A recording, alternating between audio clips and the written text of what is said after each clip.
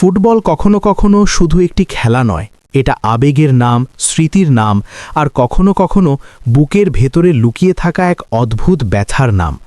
Brazil সমর্থকদের জন্য সেই ব্যথার নাম অনেক সময়ই ক্রোয়েশিয়া। কারণ বিশ্বকাপের সেই ম্যাচ, নেইমারের চোখের জল আর ভাঙা স্বপ্নের সেই মুহূর্ত এখনও অনেক ভক্তের হৃদয়ে তাজা। নেইমারের সেই কান্না, যেটা একজন মহান ফুটবলারের অসহায়ত্বকে সামনে এনে দিয়েছিল, সেটা সত্যিই ভুলে যাওয়া কঠিন। তাই যখন আবারও ক্রোয়েশিয়ার বিপক্ষে মাঠে নামে ব্রাজিল, তখন এটা ছিল শুধু একটা সাধারণ ম্যাচ নয়, এটা ছিল এক ধরনের মানসিক লড়াই, এক ধরনের প্রতিশোধের অনুভূতি আর নিজেদের সামর্থ্যকে নতুন করে প্রমাণ করার সুযোগ। হয়তো বিশ্বকাপের সেই ম্যাচ আর ফিরে আসবে না, সময়কে পিছনে নেওয়াও সম্ভব নয়, কিন্তু ফুটবলের মাঠে নতুন গল্প লেখা সবসময়ই সম্ভব। আর ঠিক সেই কাজটাই করার চেষ্টা করল ব্রাজিল। বিশ্বকাপের আগে নিজেদের শক্তি, আত্মবিশ্বাস এবং গুছিয়ে ফুটবল খেলার সক্ষমতা প্রমাণ করা ব্রাজিলের জন্য ছিল অত্যন্ত গুরুত্বপূর্ণ। বড় দলের বিপক্ষে তারা হারিয়ে যায়নি, এই বার্তাটা দেওয়াও ছিল জরুরি।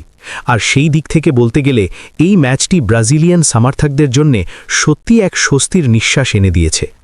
অনেকেই বলছেন এই জয় যেন নেইমার জুনিয়রকে উৎসর্গ করা একটি পারফরম্যান্স।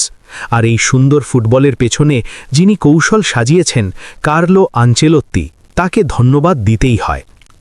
ম্যাচের শুরু থেকেই ব্রাজিলিয়ান ফুটবলারদের মধ্যে একটা বিষয় খুব স্পষ্টভাবে চোখে পড়ছিল, তা হলো ক্ষুধা, জয়ের ক্ষুধা, গোল করার ক্ষুধা এবং একই সঙ্গে দলকে রক্ষা করার দায়িত্ববোধ। যখন আক্রমণ দরকার হয়েছে তারা সামনে উঠেছে, যখন মিডফিল্ডে নিয়ন্ত্রণ দরকার হয়েছে তখন সেখানে থেকেছে, আবার প্রয়োজনে ডিফেন্সেও নেমে এসেছে। পুরো প্রথমার্ধ জুড়েই ব্রাজিলের ফুটবলে ছিল গতি, পরিকল্পনা এবং আগ্রাসন। সত্যি বলতে গেলে প্রথমার্ধেই অন্তত 3টি গোল হওয়ার মতো সুযোগ তৈরি করেছিল ব্রাজিল, কিন্তু ক্রোয়েশিয়ার গোলরক্ষক যেন একেবারে দেয়াল হয়ে দাঁড়িয়েছিলেন। তার অসাধারণ সেভগুলোই ব্রাজিলকে বারবার হতাশ করছিল। তবুও অবশেষে সেই কাঙ্ক্ষিত মুহূর্তটি আসে। রিয়াল মাদ্রিদের তারকা ভিনিসিয়াস জুনিয়রের দুর্দান্ত গতির আক্রমণ থেকে তৈরি হয় সুযোগ, আর সেই আক্রমণকে গোলের রূপ দেন দানিলো। গোলটি শুধু দলকে এগিয়ে দেয়নি, বরং ম্যাচের গতি বদলে দিয়েছিল। এই গোলের পেছনে ম্যাথিউস কুনহার পাসটাও ছিল অসাধারণ, যেন ভিডিও গেমের নিখুঁত এক মুহূর্ত। একটু এদিক ওদিক হলেই সুযোগ নষ্ট হয়ে যেত, কিন্তু পাস, রান এবং ফিনিশ সবকিছু মিলিয়ে গোলটি ছিল চোখ জুড়ানো। দ্বিতীয়ার্ধে ম্যাচের চিত্র কিছুটা বদলে যায়। অনেক দর্শকের কাছে হয়তো খেলাটা একটু ধীর বা একঘেয়ে মনে হয়েছে, কারণ ব্রাজিল তখন নিজেদের অর্ধে থেকে খেলা নিয়ন্ত্রণ করার চেষ্টা করছিল। তবে এই সময়ে যে খেলোয়াড়টি সবচেয়ে বেশি নজর কেড়েছেন তিনি হলেন মার্কিনহোস। ডিফেন্স লাইনে তিনি যেন একাই পুরো দলকে সামলে রাখছিলেন। প্রতিটি গুরুত্বপূর্ণ মুহূর্তে তার উপস্থিতি ছিল চোখে পড়ার মতো। ক্রোয়েশিয়ার আক্রমণ ঠেকাতে তিনি যেন একাই এক সেনাবাহিনীর মতো কাজ করছিলেন। গোলের আনন্দে অনেক কিছু চোখ এড়িয়ে যেতে পারে, কিন্তু মার্কিনহোসের পারফরম্যান্স ছিল সত্যি অসাধারণ।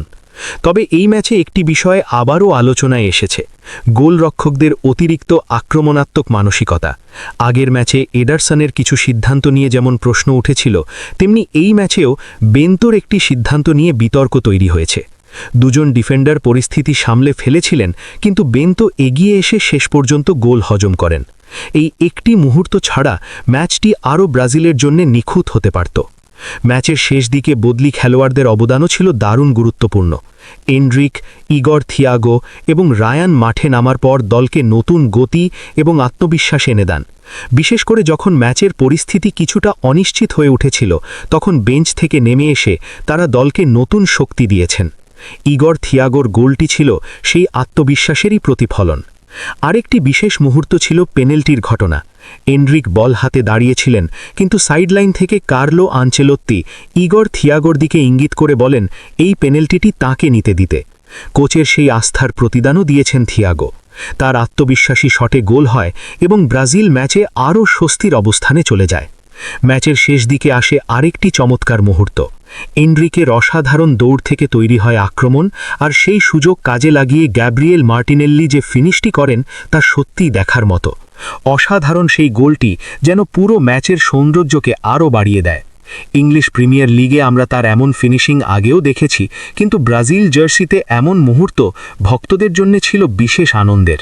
সব মিলিয়ে এই ম্যাচ থেকে ব্রাজিল অনেক ইতিবাচক দিক খুঁজে পেয়েছে। ফ্রান্সের বিপক্ষে যেখানে এলোমেলো ফুটবল দেখা গেছিল, সেখানে ক্রোয়েশিয়ার বিপক্ষে ছিল অনেক বেশি গুছানো পারফরম্যান্স। যখন আক্রমণ দরকার হয়েছে তখন আক্রমণ, যখন ডিফেন্স দরকার হয়েছে তখন ডিফেন্স। এই ভারসাম্যটাই ছিল সবচেয়ে বড় প্রাপ্তি।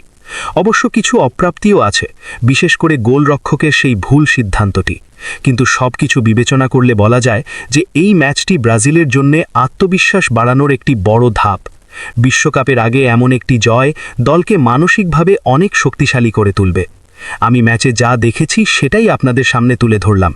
এখন আপনাদের কাছে প্রশ্ন, এই ম্যাচে ব্রাজিলের সেরা পারফর্মার কে ছিলেন বলে আপনি মনে করেন?